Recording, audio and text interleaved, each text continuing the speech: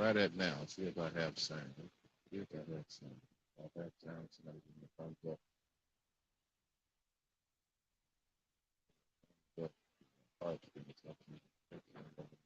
I think we got. I think we got the sound.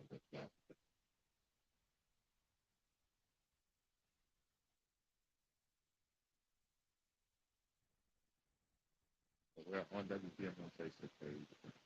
With that sound, not go to the website.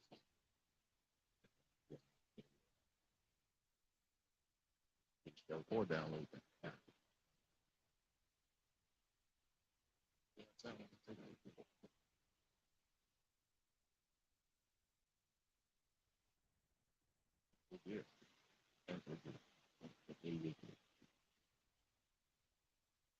So let's do this. Let's go ahead and take care of the particulars. So we can go.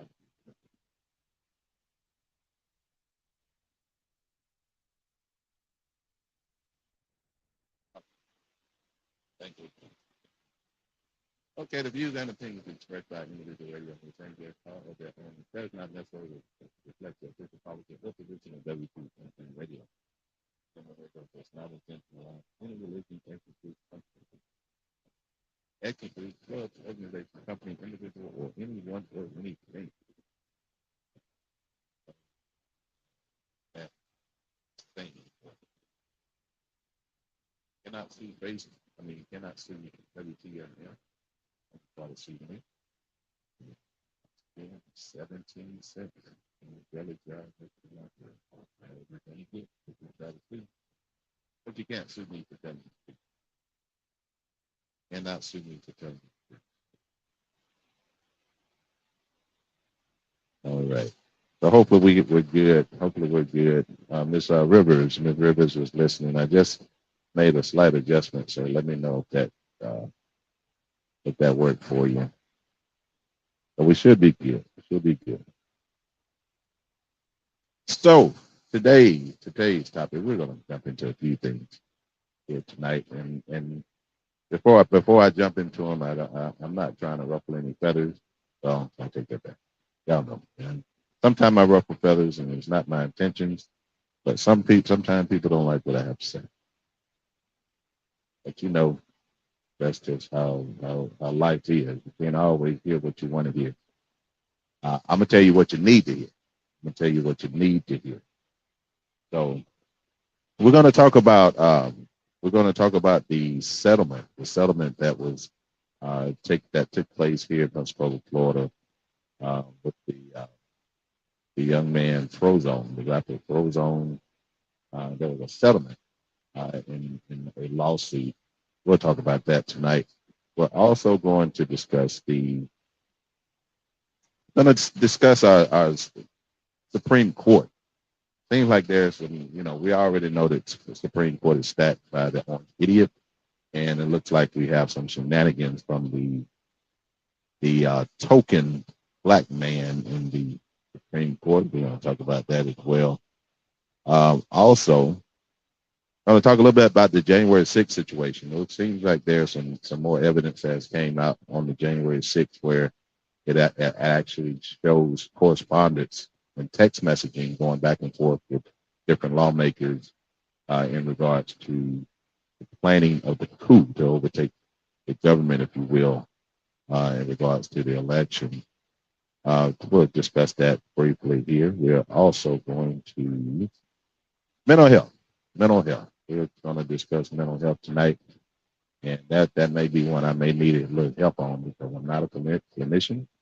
I'm not a trained therapist or anything of that nature. I hadn't been to anybody's school to learn about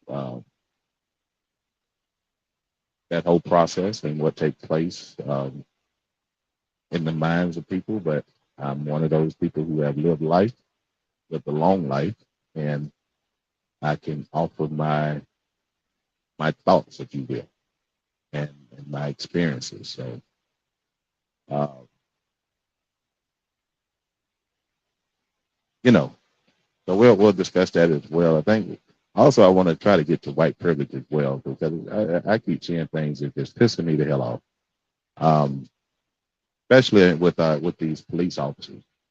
It's like every single day I see something on my Facebook feed that just makes my blood boil on how these corrupt police officers, especially the ones who got their ass whipped in school, and then they come out and be a police officer, and now they want to bully people. That that makes my blood boil when I see that. So we'll talk about that as well. Um, Also, we'll talk about the white privilege in the justice system as well. So those are the things we're going to try to tackle tonight, just time permitting. You know me, I get on one topic and I may go with that one topic all night, depending on your response. So we'll see how that goes. We'll see how that goes. So let's start with obviously the news, the thing that's been top of the news and on everybody's Facebook page and all the entertainment channels and news channels is uh, Twitch, the DJ Twitch from the Ellen Show. A couple of days ago, he reported that he committed suicide. And if you don't know who this guy is, and I really didn't, I've seen him on the Ellen Show or whatever the case may be, but every time you see him, he's always jovial, he's always happy, he's always, you know, um, you know, cracking jokes and making people laugh and laughing with people or whatever. But however, it appears that this gentleman, 40 years old, had other issues, and and that just goes to show that you never know what people are going through. You never know what people's situation is. You just don't know, because I've never seen this gentleman as someone who would uh, take his own life. Right? I have questions about that, but I'm going to wait to the all the investigations are done and over with. But because it's kind of hard to believe, it's kind of hard to believe that that gentleman took his own life. But like I say, you never know what goes on in people's lives. Here's what I want you guys to do. Here's what I need you guys to do, because it's irritating. It's very irritating, especially for that man's family, to put out false and inaccurate information. And there was I've seen a couple videos that have surfaced, and they put these tags on these videos. One of the videos showed him dancing, doing a dance video, and it's marked 24 hours before he uh, was dead. And then I seen another video of him talking, and it said that it was 25 minutes. He was in the hotel, and that he did that video 25 minutes before he died. And you can't repost everything that you see. I would challenge you guys, and I would ask you guys to vet your information before you put it out. Just because you see it or somebody posted doesn't mean it's accurate. And you have to keep in mind, these people have families. This man had 3 children, a wife, and other loved ones. And the last thing they need to see is inaccurate information. The one video that I saw that showed him talking about, he was talking about a dance competition or something, and it was posted on there 25 minutes before he was dead. And I was listening to that video, and if you listen to the video, it tells you it wasn't 25 minutes prior to his demise, if you will. That was back in uh, August or September.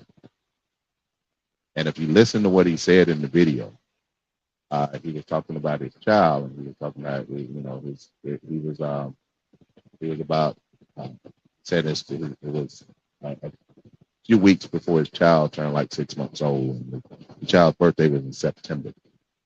So this video was put out in August or September, but it's floating around the internet saying it was 25 minutes prior to his demise. So I beg you guys, before you put information out on anybody, not just him, but anybody. Before you put that information out, vet this information. Just because somebody posts something on the internet does not make it true. Does not make it true. So, but mental health, and I hopefully I got somebody out there that can help me out. Once again, if you're listening on Facebook, go ahead and share. Go ahead and share if you're listening on Facebook. We are taking calls tonight, 850-221-0396. It's the number to call, 850-221-0396. We'll get that up on the screen here in just a second as well. But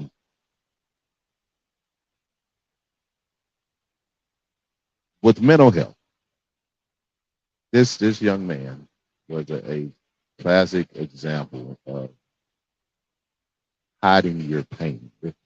Well, let me back up. Let me back up. And y'all know I don't like putting out false information, but I'm going to put out my opinion, my thoughts in this regard. Again, this is my opinion. This is not factual information.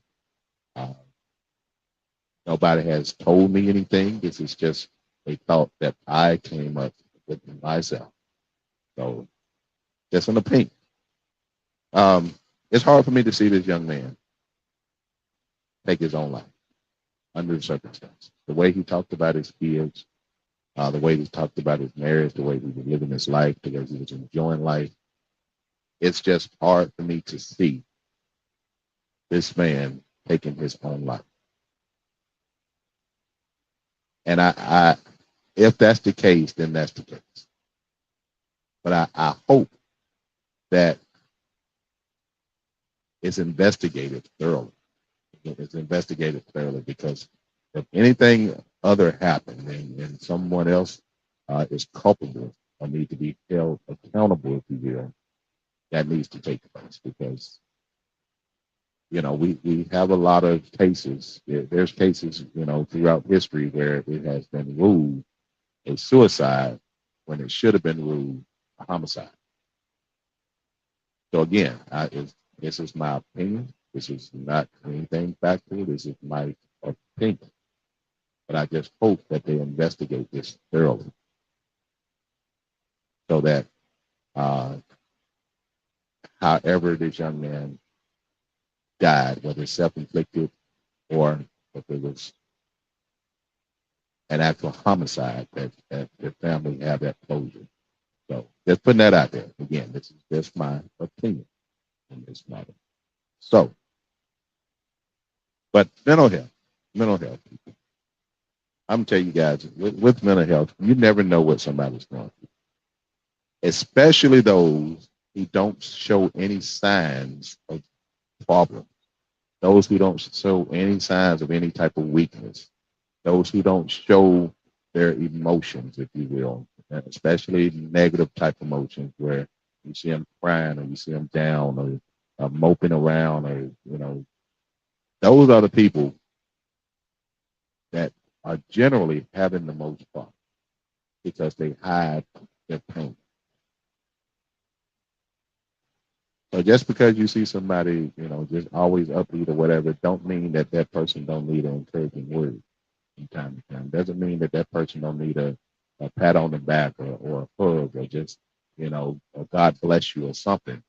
And, if you're always, mean mugging folks and how you Christian folks do. I ain't gonna get on that tonight, but I'm gonna talk about Christian folks enough this week. But you know how y'all Christian folks can hug somebody, and then as soon as you hug them, you turn around and you talk about them. Don't do that. Don't do that, because again, that person may be going through some things and they need some help. They'll never ask for it. They'll never show it to you, but you can help by just being kind. You can help by just, again, giving an encouraging word. But if that person is, if somebody's out there, you know, causing havoc and creating all kind of negative situations and they're doing evil stuff or whatever the case may be, that's a whole different story. But it's okay to not be okay. A lot of people, a lot of strong-minded people, a lot of strong-willed people, um, don't think it's okay not to be okay. And that's what caused them to have the problems that they do internally because they think that it's not okay to not be okay.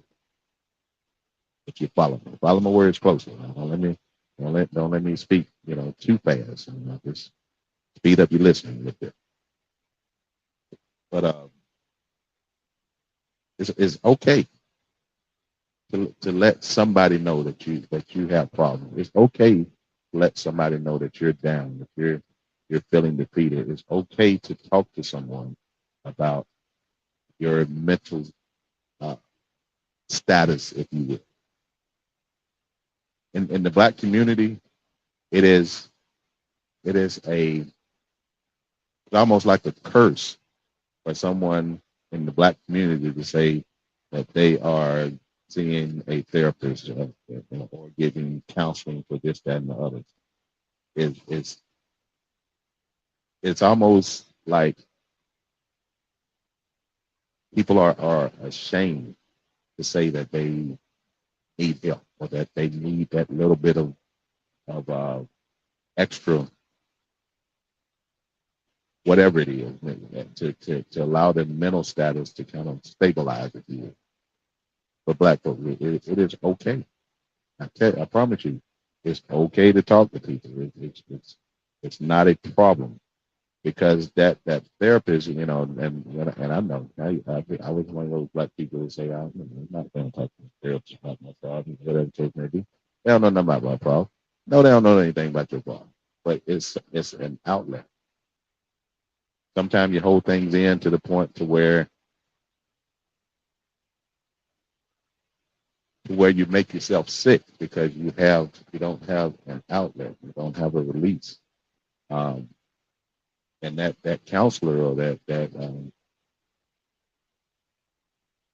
person, whoever it may be that outlet. That person may be the one who prevents you from doing uh, what DJ Twitch did. So it's okay, and like I said, in the black community, it seems to be something that's taboo, and nobody wants to talk about it. Nobody wants to admit to it. Nobody wants to, you know, I ain't putting nobody in my business like that. But sometimes it's necessary, and it's okay. So on that note, my condolences to the family of DJ uh, Twitch. Again, that man had three children, three young children, um, his wife, and then his family, his extended family. My condolences goes out to you. But this goes as a lesson to those who think that everybody who smiles is okay, and that's not the case. So be kind to somebody. Give somebody a kind word. Uplift somebody. You know, you never know. A handshake, a hug, um, God bless you, or whatever the case may be. Just your words may be the difference in someone literally living or dying. So keep that in mind. So, Topics Thursday, if you're just joining us right here on WPFM Internet Radio, on the Truth With G. Topic Thursday, we're going through different topics tonight and kind of bouncing around here. Again, we are taking your phone calls, 850-221-0396 is the number to call, 850-221-0396. Let's move on. Let's move on to a local story here. And this story, I've been out there and I'm trying to wrap my brain around this particular story. I'm trying to understand. So we're gonna read the story as it was put out, and then we're gonna discuss it a little bit. 850-221-0396. Again, that's the number to call. But if you remember, there was a young man, young rapper here in Pensacola, went by the name of Frozone. Uh, his rapper name, and he performed under.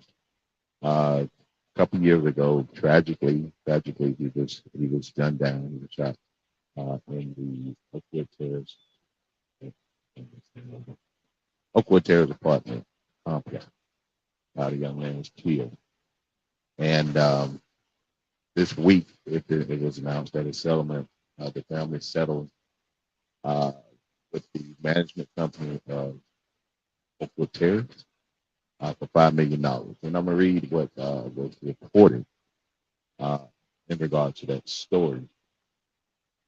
He said the family of the late Pensacola 18-year-old Quantarian Rivers, also known by his rapper name Frozone, was awarded $5 million in a settlement with Marquis Asset Management Inc., which is the property owner of Oakwood Terrace apartment.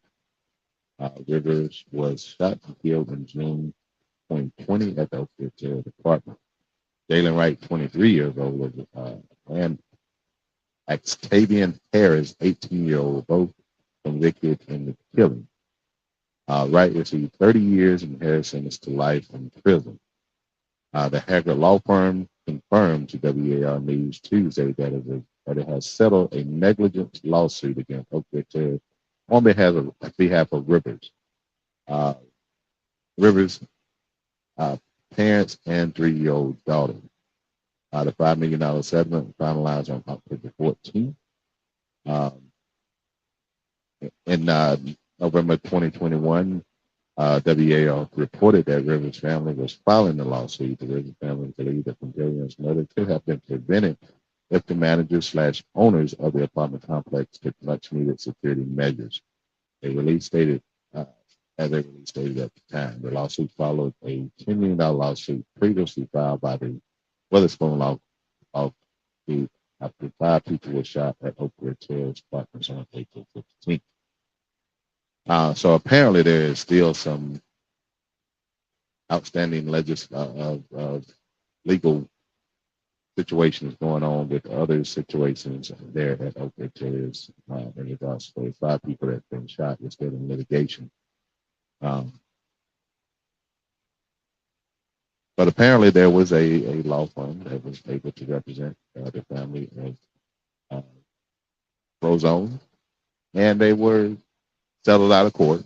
It did not go through the full trial and settled out of court for $5 million. So yeah, if that was the settlement, obviously what they were seeking was larger, a larger amount than that. So I've been trying to understand. I've been trying to understand the lawsuit itself. I'm not a lawyer. I wasn't trained in law. I'm not a scholar or anything of that nature. But I have been trying to just understand the basis of the lawsuit itself. And maybe I don't know. Maybe I'm just ignorant of law, if you will. First of all, my condolences to that family. Even if it's been a couple of years ago, but the death of someone in your family doesn't go away. It always lingers. It will always be something that you'll remember, especially when somebody dies tragically. So my sincere condolences to that family. I don't know anybody in that family that I know of. It's possible that I may know some people that I just don't know that they're related to this young man. But definitely my condolences to that family because that's a tragic situation they have to go through. In regards to the lawsuit, again, when I say I don't understand the lawsuit, then because the lawsuit was against the management company itself. I have had shows where I've talked about the issues in Oakwood Terrace, the issues in Pensacola Village, all these housing complexes, if you will, these low income housing complexes. All of them have their share of problems. But at the same time, if you don't live in one of those housing projects, there's still where there's a situation where violence, theft, burglaries, and things of that nature can occur. It's not just in the housing projects that this type of stuff is taking place. So At what point do you hold these people culpable, or how do you hold these people responsible? For instance, the management company of Oakwood Terrace. I would love to have been in the courtroom to see what the argument was, to where they were able to be convinced. Uh, well, in this case, it didn't go to a jury, but what what information was given to where they were able to establish that the management company was responsible, or shared responsibility for the death of this young man, and also in the other case where it's been litigated, the death of the violence against those 5 people that were shot as well. How do you how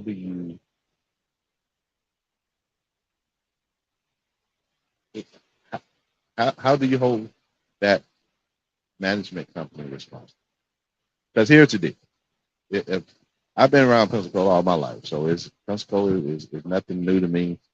Um, I was around when it was coming on. I was around when it had the title of Saigon, what they call it Saigon. You know, I was around as a little kid. I had family members that lived in that complex years ago, 50 plus years ago. Um, but all my life, I've known that there has been issues in that complex. And again, not just that complex that we just happen to be talking about up there, terrorism. There's been a lot of issues in that complex. Whether it's the uh, random violence, domestic violence, the violence within people that live there, violence from people coming out, whatever the case may be. Some years ago, that complex, they built a wall around that complex. Literally, they built a wall like this, a prison wall around the complex, and it had the barbed wire on the top of the wall. But even with that wall, and also they had a sheriff deputy at the gate. They had a sheriff deputy at the gate. But even with that, even with the wall, the barbed wire, the sheriff officer at the gate, there were still incidents where fights, stabbing, shooting, what have you, took place within that complex. I was just talking to a couple of people before I went on the air, and I was making the point that even with the police at the gate, the police are not able to stop people from doing violence when they want to do that violence. The only way that the police can stop it is to be there at the time that whoever this person may be wants to perpetrate their act of violence. And then they may have a chance to stop it. Other than that, police are just they're reacting. They react to a situation. They react to a shooting. They react to a stabbing. They react to a burglary. They react uh, to a person action or whatever. They react. That means that the act has already taken place, and now they are coming to secure the scene, to investigate and try to find out what happened, who did it, whatever the case may be, who is to be held accountable for this act of violence. There's not enough cops in the world for cops to prevent the violence from happening. They can only react. So, and I'm playing devil's advocate at this point. Playing devil's advocate at this point because in the case, whether it's Prozone or the other 5 that were shot at, or all the people that were uh, targets of violence in the past, what somebody tell me what could have been done to prevent any type of acts of violence from going on in that complex, and not just that complex, any complex, even if you live in Carriage Hill, apartment complex in Carriage Hill, and an act of violence takes place, is Carriage Hill management team or whoever managed that particular piece of property, are they culpable? Are they to be held accountable? for that violence? I'm asking these questions because I'm trying to understand. I'm not giving an opinion. I'm trying to understand. Again, I'm playing devil's advocate at this point. I'm just trying to understand what what is it that law enforcement can do. And people always say, well, put more cops on the street. Regardless of how many cops you put on the street, if an idiot out there with a gun that want to shoot somebody, he's going to shoot somebody. You'll just have more cops to respond, but then they can't stop it. The only way that we can stop violence is to make sure that we're teaching our kids from a young age the difference between right and wrong. Make sure that we are reiterating, drilling it in the brain that being violent and shooting and stabbing and this, that, and the other is not the way to go. We need to teach our kids to be more diplomatic.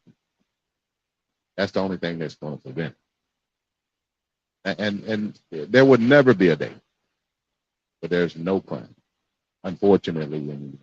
But there are countries that do not have any deaths from gun violence. Or in the past 10 years, they can say that they may have had one or two situations where a gun was used in a violent act. There are literally countries that do not have any gun violence.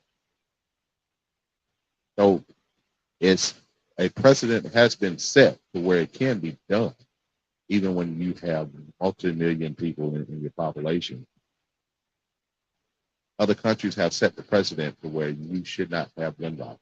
But unfortunately, the United States is a place where you can get a gun from anywhere.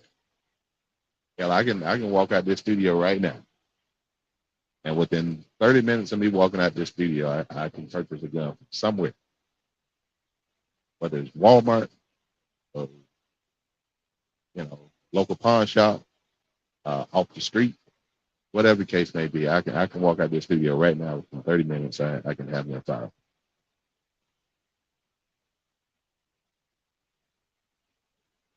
So again, put your comments in the comment section on the web page, not the web page, the Facebook page, either on WPMM Facebook page or on my Facebook page. Looks like we have a Mr. Pugh. Thank you for joining me, Mr. Pugh. Miss Dr. Saber is on as well. Good to see you tonight.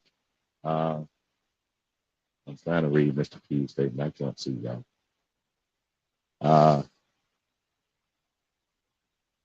Larry Pugh said the same reason if you went to Walmart and get hurt and were being reported to management, they would have a duty to secure the property. They are liable.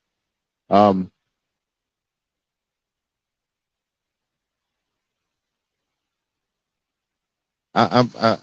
trying to agree with you, Mr. Pugh, but it's hard for me to agree with that because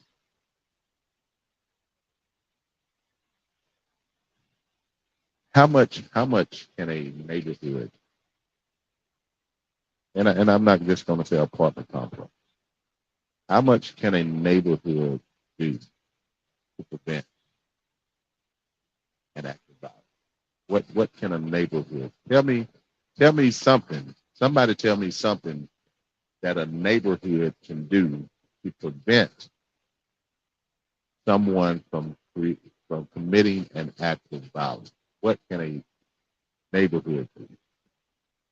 That's what I don't understand. If somebody can make me understand that a neighborhood can prevent an act of violence, then I would understand better.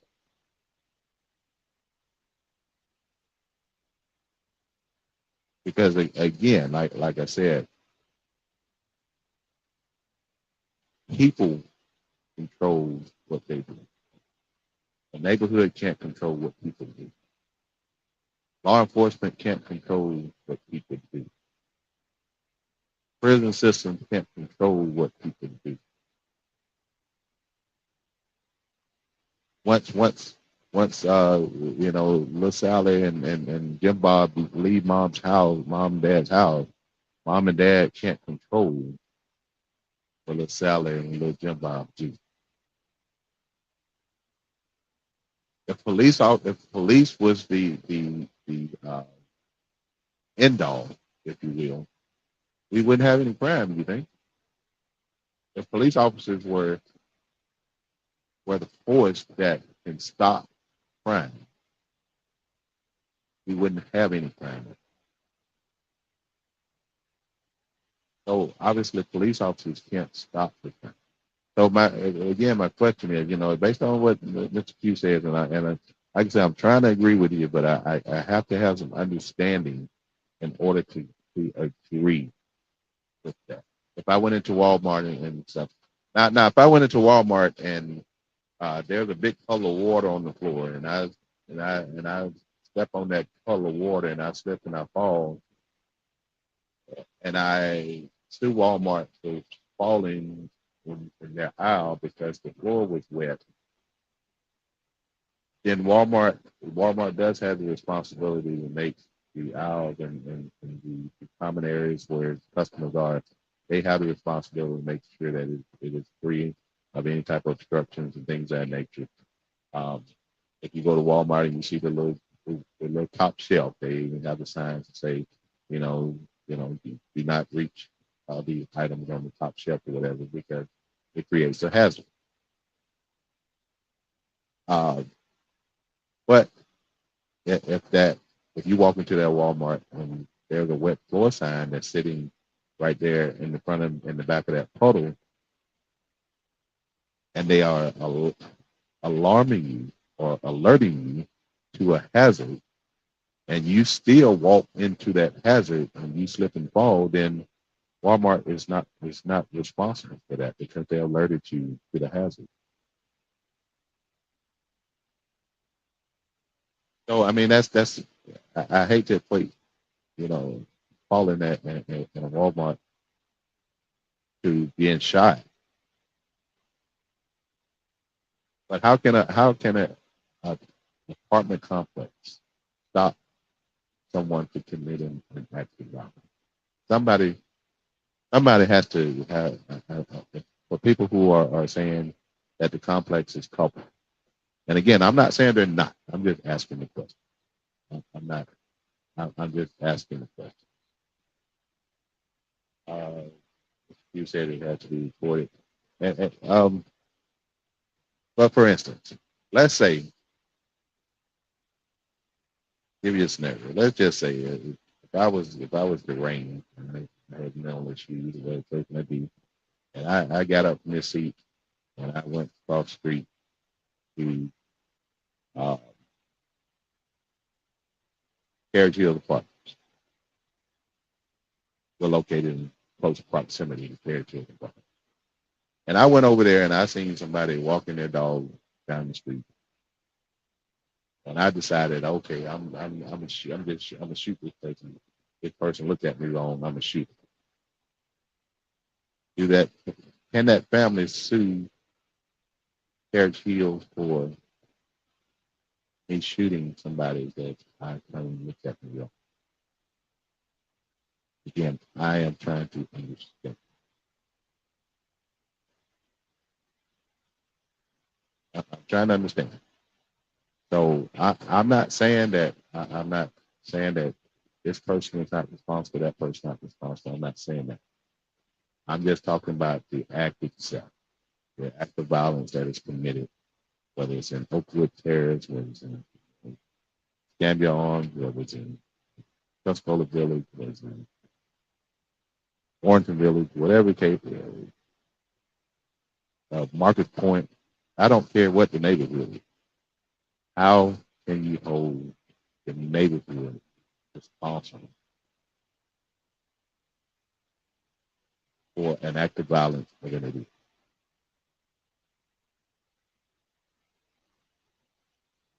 So, I mean, we need to, that's something that we need to explore, if you will. I would love to, if you say that it has to be knowledgeable.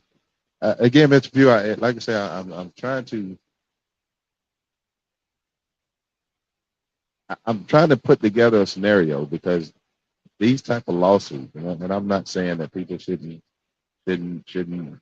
sue for whatever they feel like they are should be compensated for. I'm not saying people shouldn't sue, but when it comes to this situation of the violence, when people commit acts of violence, why are we holding? Why do we hold people who are not involved in that violence accountable?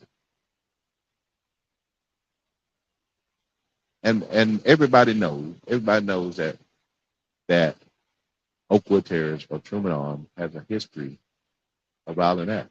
But we can say that about every neighborhood in Pensacola. We can say that about every neighborhood in Pensacola. So why are we holding the management team of Truman Arms or Oakwood Terrace? Why are we holding them responsible for acts that are being committed across this city and across other cities? Ms. Saver said if someone gets hurt in the store and you let them know, they become liable. They don't tell anyone they're not liable. That's true. However, if they have alerted you to the hazard, again by putting a wet floor sign down and letting you know this floor is wet, go around, and you still walk across that wet floor. Those they make them wet floor signs for a reason.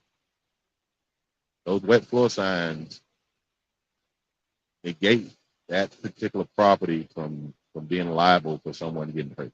Once they post them signs, then it's on whoever is visiting, whoever is there. It's on them to adhere to these warnings. And if you don't, the store is not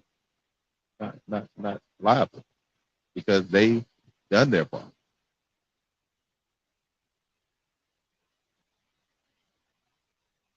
But we're talking about violence in this situation. How can if somebody can answer this question?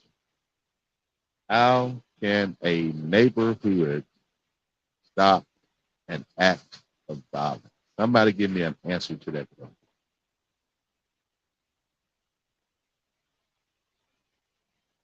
And it says they are making. Mr. Q said they're making money off people that. I mean, who's making the money? Who's making the money?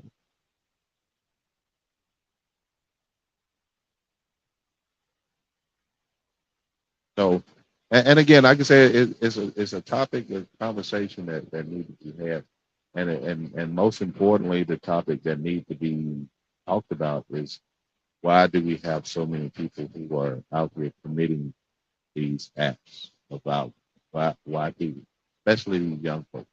What is it that is going on in the minds of these young people to where they feel that it is okay to go out with a gun, and it's okay to pull these guns on people and shoot instead of having a diplomatic conversation with someone to resolve issues or to talk about whatever may be going on. What is it with the mentality of these people where they always have to pull a gun? That's what we need to be exploring. That's if we can come up with an answer to that question, if we can come up to a resolution to that question, we'll come up with something that we can implement to prevent people from having that mindset. That's what we should be focused on. That young man, Brozone, did not have to die. Conflict resolution could have been used, could have been implemented in that case. Whatever the situation was, I don't remember the particulars of the case, but whatever it was, there's a way to talk about a problem and resolve an issue without shooting something. And I know people like me always equate things to back in the day, and it's hard not to go back and talk about what took place back in the day or what didn't take place back in the day. But we had situations back in the day where violence may have taken place, but it was in the form of a fist fight. And we fought, but when we finished fighting, we stayed mad for 30 minutes, hour, maybe to the next day. But that same person that we had that fight with, within a day or two, we back on the basketball court with them. We back hanging out on at the end of the block with them. We wasn't shooting and killing the folks that we had a beef with. And I'm not condoning any type of violence. I promise you I'm not. I'm not condoning any violence, but we handle situations. We handle situations with diplomacy. We had a fist fight, we talked about it, gapped it up, and we kept rolling. But it's a different day and age, so it's hard to keep equating things to back in the day because it's a different day and time.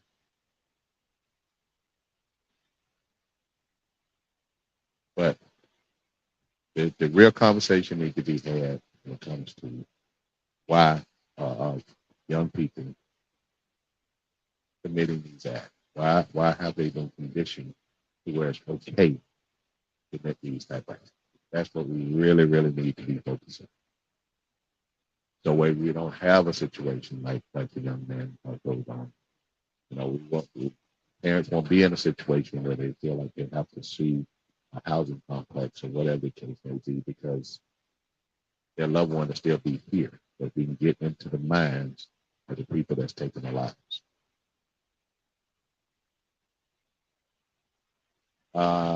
Miss Rivers put a comment. Let's see. She said, "You can't stop crime, but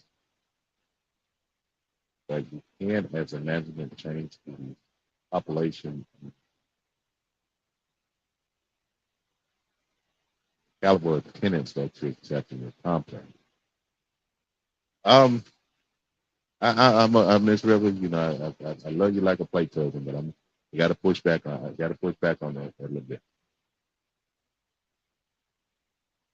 It when we come to housing complex, we know that low income housing um, is for usually it's for young women who have children and either no or low income. That's where those housing complexes come into what in play. However, not everybody that we have people in those housing complexes that do have a criminal mind, if you will. But you have a lot of people that are law-abiding citizens that live in those complexes as well. And let me say this at the same time. In Carriage Hills, in Marcus Point, in Cadova Park, in East Hill, in uh, uh, Duck Beach Highway, in Perdido, in all these affluent neighborhoods, if you will. We have the same idiots, the same mentality. We have the same idiots. So it's not just about where you live. The mentality travels regardless of where you go. You have the same mentality. So for it's hard for apartment complexes. For instance, if I went and rented us a house or rented an apartment or whatever, that housing complex can't look at me and say, oh, well, he looks like he might be violent. I can't rent to him because he might be violent. That's you can't put that on the housing complex to pick and choose who they rent to, as long as they satisfy the requirements of being able to pay the deposit and whatever, pass the background check, um, if they're doing credit check or whatever, as long as they pass those uh, tests, if you will, or those requirements, then if you don't rent to them, then you're discriminating. So It's something that we need to discuss. I mean, it's not gonna. I'm not going to solve it here in this broadcast tonight, but it's something that we need to continue to talk about. I would love to have a panel to talk about this situation because I don't want you to think that my opinion is the only opinion and that I'm right in what I say. Well, I'm just asking questions to. I haven't even really given my opinion. I'm just asking you questions to try to get some answers, to try to get some problem solving, some resolution. So, but it is time for me to get up out of here. I've overspent my time. Yeah, I went a little bit over, but time for me to get up out of here. It is Thursday. We're headed to the weekend. Want to thank you guys for tuning in today. Want to thank you for joining me. As I always do, I have the greatest audience in the world. I want to thank you again for tuning in. I will be back on Monday night, 6 o'clock with the Truth with G on WBMM Internet Radio. Make sure you join me in again over the weekend. Make sure that you guys be safe. We got a lot of Christmas parties going on this weekend. I want everybody to be safe. I want everybody to make it to the holiday. You know, if you drink, make sure you have a designated driver or either stay your ass where you at. Don't be out there on the roads because I want to live. I don't want you running into me. If you run into me, you're going to get hit twice. But be safe out there, people. Be safe out there. I want to see you through the holidays. I want to see you into the new year. So be responsible in your partying. Have fun, but be responsible. So I will see you guys on Monday night, 6 o'clock p.m. Make sure that you join me. Until then, you guys be safe. Y'all be blessed. And I am out of here. Old school talk, R&B, and hip hop. WBMM online radio.